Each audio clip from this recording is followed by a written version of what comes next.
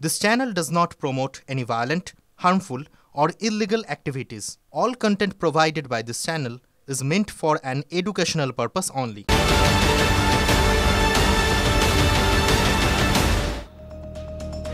আপনারা দেখছেন টিভি9 বাংলা। আমি আর শুভজিৎ ফিরে এলাম প্রেস কর্নারে, আপনারাও ফিরলেন আমাদের সঙ্গে। শুভজিৎ, এই যে ভাইরাসের কথা বলা হচ্ছে, যেটা নিয়ে একটা প্রাথমিক উদ্বেগ দেখা গিয়েছিল, থ্যাঙ্ক গড যে এইটা এত উদ্বিগ্ন হওয়ার কিছু নেই। বিশেষজ্ঞ চিকিৎসকরা ঠিক তাই বলছেন। একদমই তাই। কি বলছেন তারা? এইচএমপিভি সংক্রমণ নিয়ে সতর্ক স্বাস্থ্য দফতর আজ বৈঠক করছে। স্বাস্থ্য ভবনে জেলা মুখ্য স্বাস্থ্য আধিকারিকদের নিয়ে বৈঠক। নজরদারি কিভাবে হচ্ছে, স্বাস্থ্য ভবন এটা নিয়ে কি ভাবছে, বিস্তারিত তথ্য আপনাদের জানাবো। আমাদের সঙ্গে রয়েছেন আমাদের প্রতিনিধি, আমাদের কলিগ সৌরভ দত্ত। সৌরভ, তোমার এই সংক্রান্ত লেটেস্ট আপডেট যা আছে দর্শকদের সঙ্গে শেয়ার করো।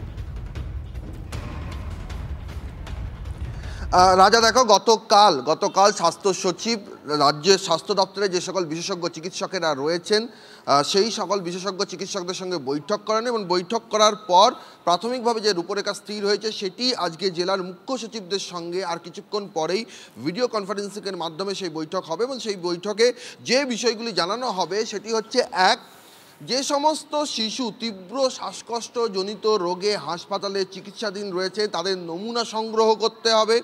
যারা আইসিইউয়ে রয়েছে তীব্র শ্বাসকষ্টজনিত কারণে তাদের নমুনা সংগ্রহ করতে হবে।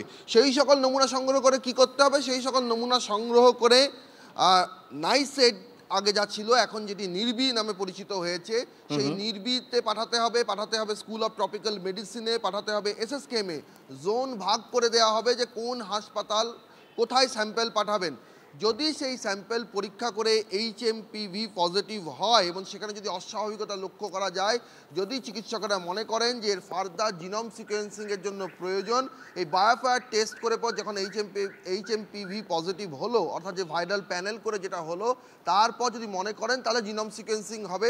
সেক্ষেত্রে মুখ্য সচিব জানিয়েছেন রাজ্যের স্বাস্থ্য দপ্তরের কর্তা ব্যক্তিদের যে এখানে স্কুল অফ ট্রপিক্যাল মেডিসিনে একটি জিনোম সিকোয়েন্সিংয়ের যন্ত্র পড়ে রয়েছে, সেই যন্ত্রটিকে কাজে লাগানোর জন্য বলা হয়েছে।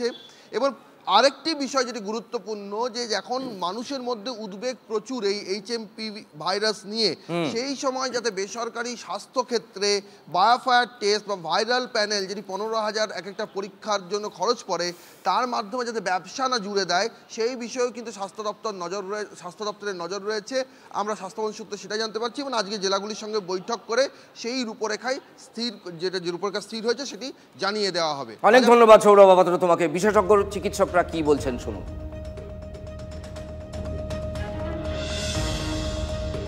যারা 1 থেকে 5 বছর বা অনেক ক্ষেত্রে 6 থেকে 12 ধরা হয় যে এটা সেকেন্ড মোস্ট কমন ইনফেকশন, এটা কিন্তু আজকে নয়, এটা অনেক দিন ধরে। এবার সমস্যাটা কোথায় হচ্ছে, অ্যাডাল্টদের এটা পরিমাণে একটু কম হয় এবং এটা এতটাই মাইল্ড থাকে যে সাধারণ সর্দি জ্বর, যেটাকে আমরা সাধারণ ভাইরাল ইনফেকশন বলি, সেইভাবে এটা সেরে যায়।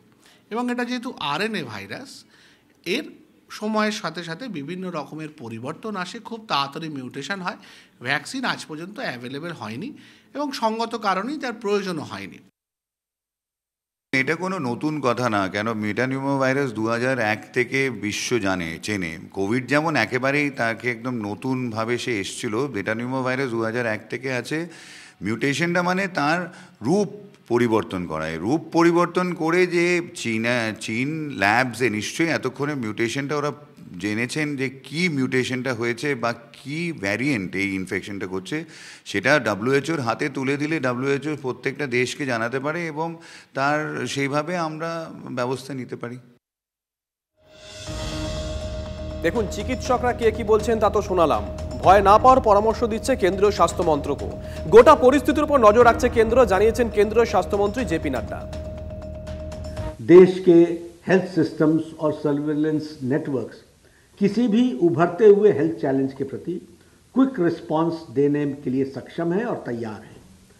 हम स्थिति का क्लोज मॉनिटरिंग कर रहे हैं, हम स्थिति का बहुत नज़दीकी से जायजा ले रहे हैं और हम ये कह सकते हैं कि हमें चिंता का कोई कारण नहीं होना चाहिए।